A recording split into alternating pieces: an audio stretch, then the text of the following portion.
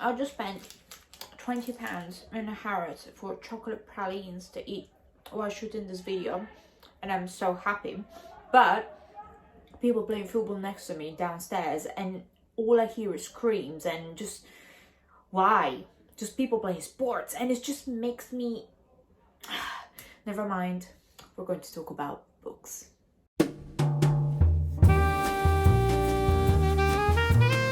So good though. Anyway, welcome to another video. My name is Vanessa, and on this channel we'll just talk about books, beauty, beautiful things for beautiful people. Today we're going to talk about books. But we're going to talk about the books that are on my TBR, so all the books that I really want to read, and all the books that I always say I'm not going to buy another book this week, but I do buy it, in fact. So now my TBR is so big, so large, plenty of books, and I do not know where to start. So hopefully this video is going to be something good for me, because I will choose what my next read is going to be, but also for you, because maybe you'll pick up some books that you may be interested in, and there's quite a variety, so I would say there's plenty for everyone. Also, little side note, I am in awe. I'm just out of words for the support that I got from my last video. All the people that commented, liked it, saved it, and all the people that subscribed to it. I just started this channel for something to myself to share with people, and to be able to create and be, just proactive on the internet and everything, and also keep track of my readings and all the things I like. And seeing so many people, and I'm saying so many people because it is for me, it was just a completely new channel. I had 0 subscribers, and with the last 2 videos I got something like 200 subscribers or around that number. And for me it's just heartwarming. You have no idea how much that meant to me. So thank you so much for all your support and all the new people that will come maybe with this video. I don't know, but I'm just super glad, and that just makes me want to create more content for the channel, which I will do. So my plans from this week on are actually slightly different. So we're going to do this experimental until the end of December, and then we'll see if it works, if people like it, and maybe we'll change things up, I don't know. But my plans are uploading 2 videos a week. One video will be about books, of course, books recommendation, TBR, new reads, everything about books. And then the second one is going to be about beauty and lifestyle. But we will always talk about books, we'll always talk about nice things, and I want to add some like painting tutorials, and just follow me around London and I'll show my favourite parts of London. Hopefully I'll be able to travel back and home in Italy, so I'll show you something a bit from that area as well. So just let me know. I just want to create a cozy environment, and hopefully I'll manage to do so. Yes, so let's just crack on talking about books, shall we? I think we'll start with fiction today. I have both fiction and non-fiction in this list. I don't have a specific genre I like. I usually go for either fantasy or crime thrillers. I have some just fiction. I don't really go into romance, but if you have any great romance books, please let me know in the comments, because I'm really waiting for someone to change my mind. The first fiction book that we're going to talk about today is Peril by Stephen King. And I am a huge lover of Stephen King. He was probably the author that put me back into reading. And he is the only author so far that actually terrifies me when it comes to horror, because I feel like it's very close to us. Even when it's supernatural horror, it's always something that we can always relate. Like the fears are very much ingrained into society, and also in the kind of society that is more approachable to us. So I would say a working class type of society, and the fantastic element to it always feels so real, and the writing style is very accessible. So I feel like even the big books that can be a bit controversial, but then again we might have a whole new video talking about that. I think the first book I've ever read by him was actually It, which I read in probably less than a week, which is more than 1,000 pages, which is incredible, but still is an incredible book to me. And this one, it's very interesting because it's not, I wouldn't say that it's horror, but it's an adult fantasy tale that starts with a boy that actually went through a very traumatic event. So his mum dies in a car accident, and he lives with his dad. And when he becomes 17, he meets this dog and the owner, and he starts taking care of the owner's house. At one point he dies, and he starts leaving some little hints, some cassettes and tapes, where he talks about this magic world and this new universe that he tries to live in. And of course I haven't read it yet, so I don't really know what's happening from that point on, but I feel like the premise is amazing.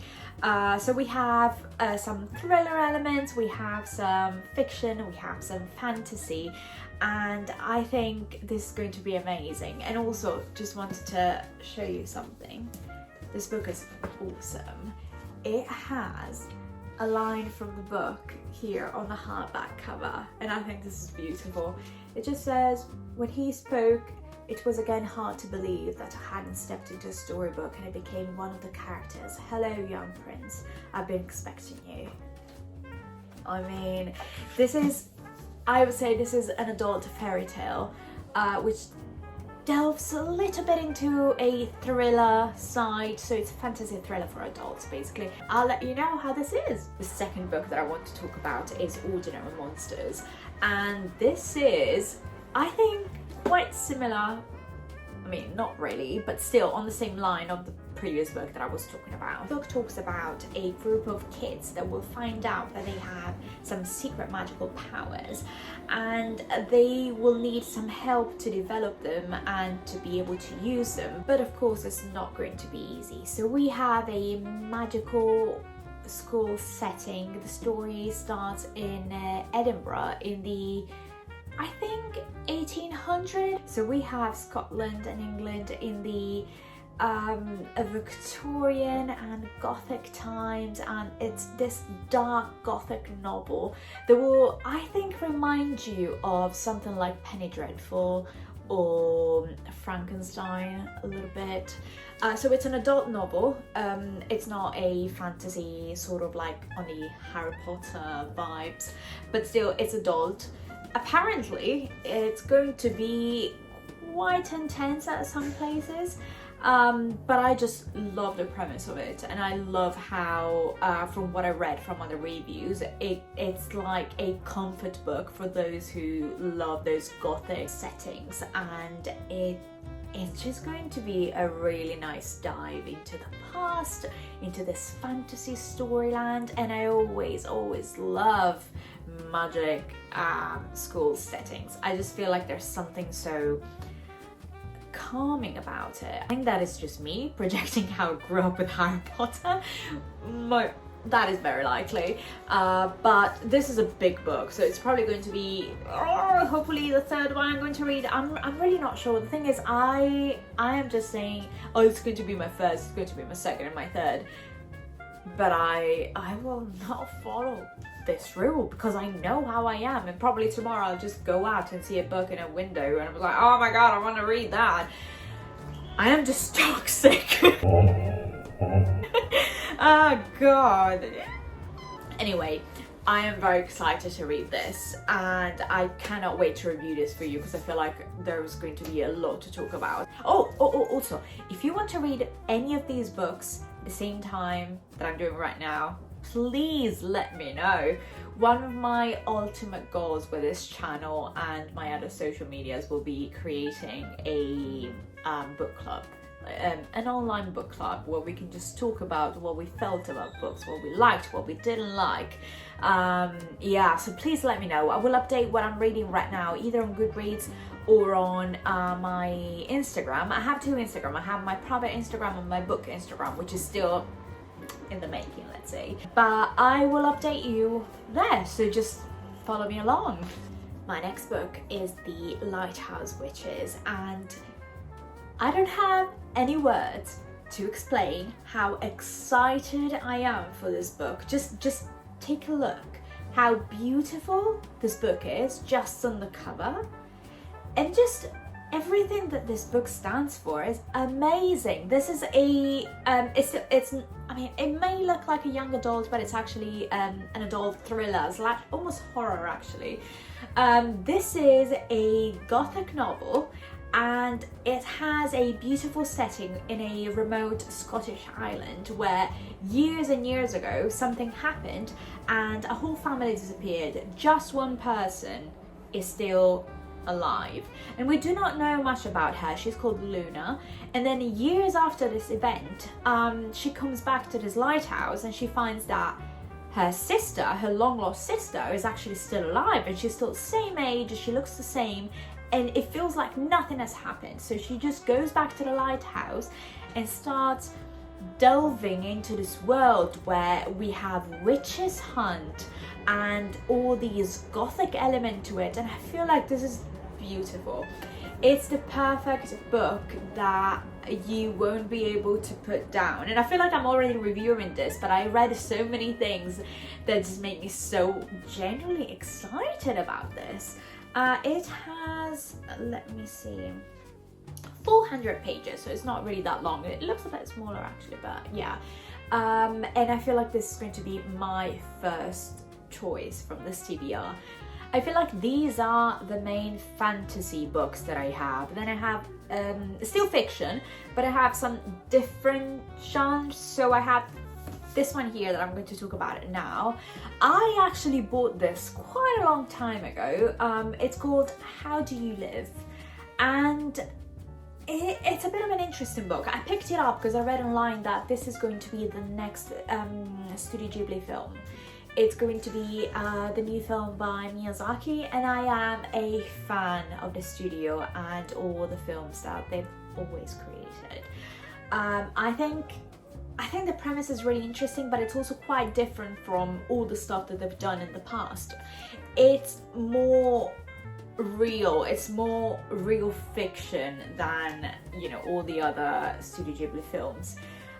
So this is about a 15-year-old boy who has these very deep and meaningful conversations with his grandpa, who is basically trying to teach him what it means to be a human, what it means to be an adult, because he finds himself at this point in life where he doesn't really know what's coming next. So it's a sort of crossroad where he's got to make choices, and sometimes those choices are really, you know, hard to understand. They're really scary, and I feel like it's going to be very philosophical, and this is something that sometimes we also need when we're adults. So this is an adult book again, and I feel like everyone that feels like they're in a bit of a rut, like, you know, I'm feeling like that right now, and I'm not afraid to say it, because I feel like sometimes when we hide these things, we just need to go back to the start and just go back into the things that we love, and just trying to understand again why we love them and what they can help us with by making the next choice and next steps in lives. I feel like I have to be in the right mindset to read this one though, because it's going to be something like from what I saw, it's going to be very heartwarming, but it can be quite sad, not because the story is sad, but because sometimes, you know, when you don't really know what you want to do in life and you're a bit lost, it can get a bit emotional, and you have to be in the right mindset to enjoy something like this. But I feel like this is going to be amazing, and I cannot wait to read it and see it on screen as well. So at this point, I feel like I have 4 different books left that are from completely different genres. The first one that I want to talk about is this one. So it's the book of The Unnamed Midwife, and it's a post-apocalyptic scenario, which is, oh my goodness, makes me so excited. I feel like the last post-apocalyptic books and trilogy of books that I read and I was actually excited about was probably Hunger Games, if I'm not mistaken. I don't think I've read read that many. I mean, I read Tender is the Flesh, but that is really short anyway, and I really loved it, but I kind of saw it coming at the end. So I was watching some different videos here on BookTube, and I saw this video by Emily Fox, and I really love her. I love her to bits, and sometimes probably 90% of the times we share the same thoughts on the same books.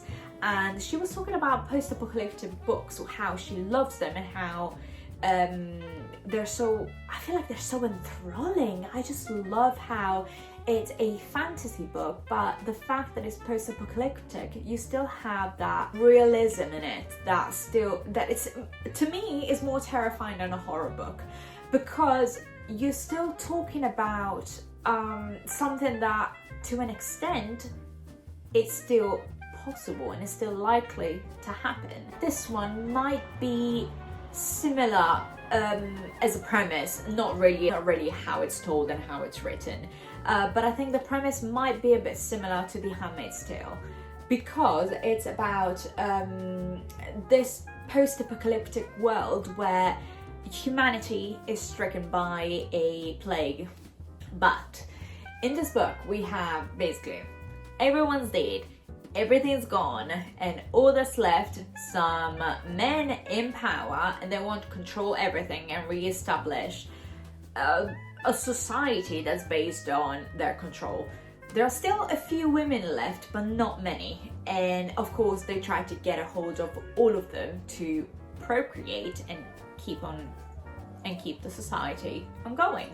And that is where I feel like it probably close to The Handmaid's Tale, but I feel like from what I read it's completely different, because there's not as much control as in The Handmaid's Tale. I started hearing more and more people talking about this, and they all say it's amazing. It's a part of a trilogy, but I read that the first one is the best one, and I will let you know how it is, and hopefully I'll carry on reading the rest of the trilogy. After the dystopian post-apocalyptic scene, we have a 100% pure thriller, and it's this one. So it's Dead Lions by Mike Herron, and there's a story behind this book, and I think I'm going to try to read this one at the same time as my boyfriend, which is, I don't know how it's going to happen, but we will make it work. So we watched the series on Apple TV's Slow Horses, which was a little gem. I feel like on Apple TV there are so many TV series that are so amazing. We watched that series together. It was fantastic. If you like a very witty, dry comedy sort of thriller, which is still very intense and very dark, very grotesque, please watch it. The cast are absolutely incredible. It's so funny, but like in a very dry way, and the story is very captivating as well, and we just couldn't wait for the second season, which is coming out next month, by the way. So I just really like reading books before they come out as films and TV series, just to compare them, if that makes sense. And this one is the second one of the series, which is, just to give you a quick idea about what's about. Basically, the Slow Horses, which are this group of MI5 intelligence officers, they are, let's say, the disgraced part of the MI5, and they're all people who committed some sort of error during their careers, and they've been put into this group that is basically the group of the MI5 that takes care of the nastiest part of what's happening in the country. So, you know, the crimes that no one really wants to deal with, and sometimes even the same MI5 is trying to hide what's going on, and they always put the blame on them because it's easier. I'm not going to spoil what happened in the first book or first season of the TV series, but in this one, the same group keeps working on another case, and it's a really long, actually, group of books, because I feel like there's 5 or 6 books, and in every book there's always a new case that they have to tackle. I bet this is set between London and Oxford, and they just find a random man dead on a bus, and it will discover that this man was tied to some terrorist groups, and I don't want to talk about too much about this because I feel like it ties with something that happened in first season as well. But yes, if you like some, not even slow burn, but some very exciting true crime and spy crime sort of books, really recommend these ones. We got to the last 2 books of my TBR, and let's say that they are 2 different books, but I want to put them all together because they both talk about one of my favorite things, which is psychology and the study of the human psyche and the fiction that might come with it, and also the non-fiction that comes with it. So the first one, it's this one. It's called Case Study, and this is one of the books that was longlisted for the Booker Prize, the 2022 Booker Prize, and I feel like I'm going to love this book.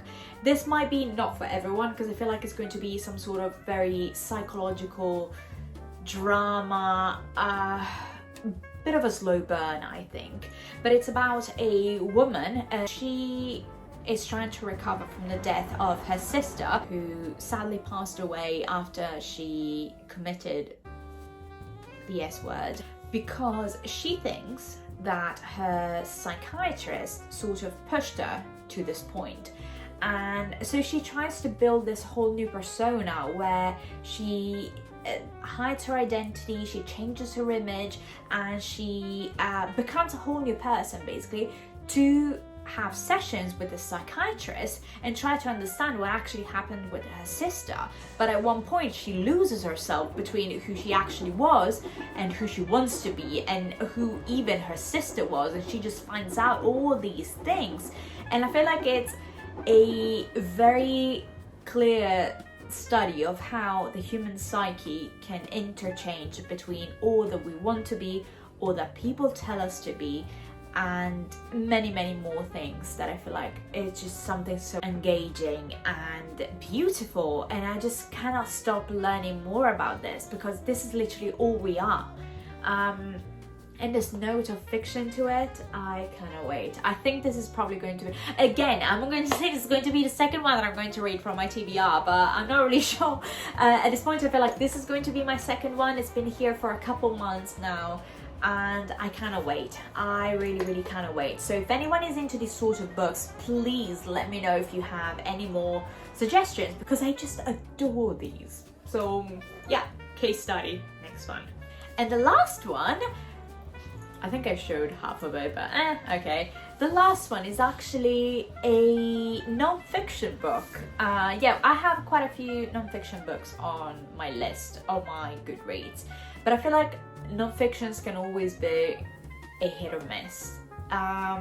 If they tend to be a little bit too much on the self-help side, I just don't like them, because I feel like they can be a bit patronizing. I feel like fiction sometimes helps more than self-help books, or non-fiction that is like purely scientific, which I feel like this is going to be. This is Strangers to Ourselves by Rachel Aviv, and I read so many great things about this book. This is a collection of essays and researches that the author wrote based on something that happened to her when she was a young kid, and to many different people. So it's very varied between what happens and the types of people that are in this book, their social background, and all these things that just make it so interesting.